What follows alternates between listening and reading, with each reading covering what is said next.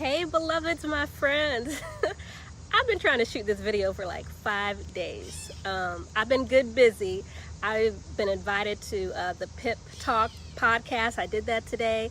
I've been at a conference this week, the National Career Development Association.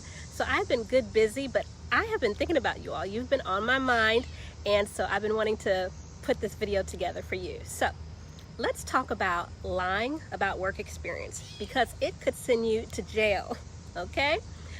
Your resume itself, it's not a legally binding document. This means that you can put whatever you want on it. You can lie on your resume, and it's unlikely you'd ever be criminally prosecuted. There could certainly be other repercussions from lying or exaggerating on your resume, like getting fired, being embarrassed, and forfeiting what could have been a good job reference.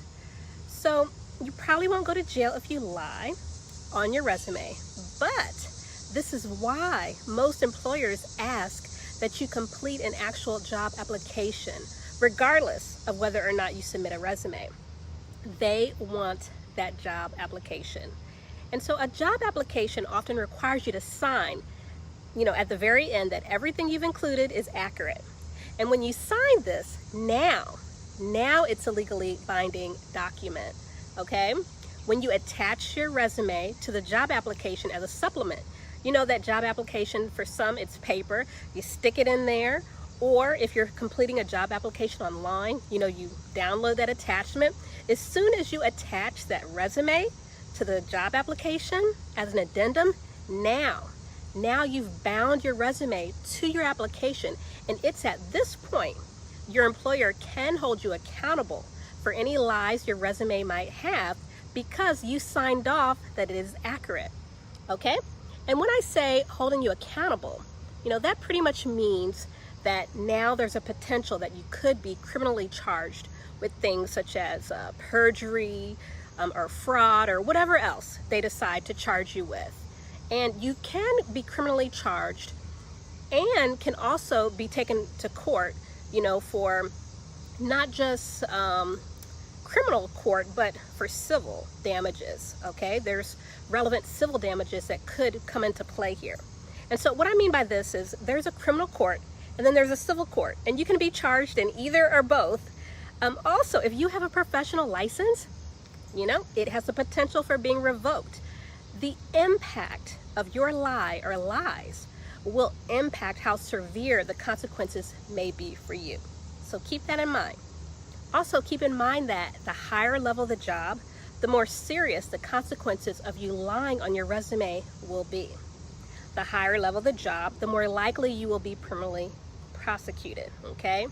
So it's important to note too, and here's another thing, but what you lie about matters, and who you lie to matters. For example, lying on a federal job application in most cases can cause more trouble for you than if you were to lie on a private sector application.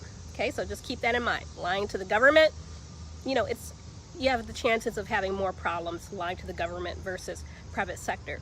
But keep in mind that, criminal laws vary by state. In some states, having a fake degree can actually be a felony.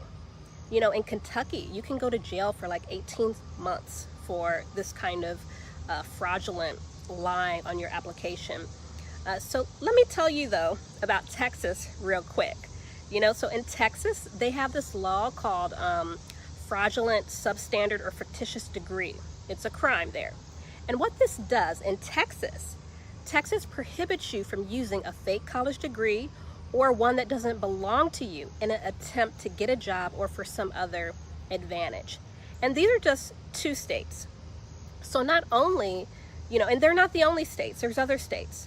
So you don't have to worry about this if you're not lying, but if you are, you already know it's unethical. It's just not worth it.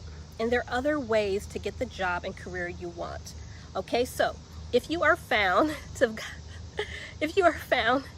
have gotten your job through lying, and let's say if you were found to be lying in your job, and then your job fires you for it, but then you say, well, okay, that was true, I lied, but you did some other stuff that wasn't good and that was illegal. And so then you'd come back to try to sue your employer.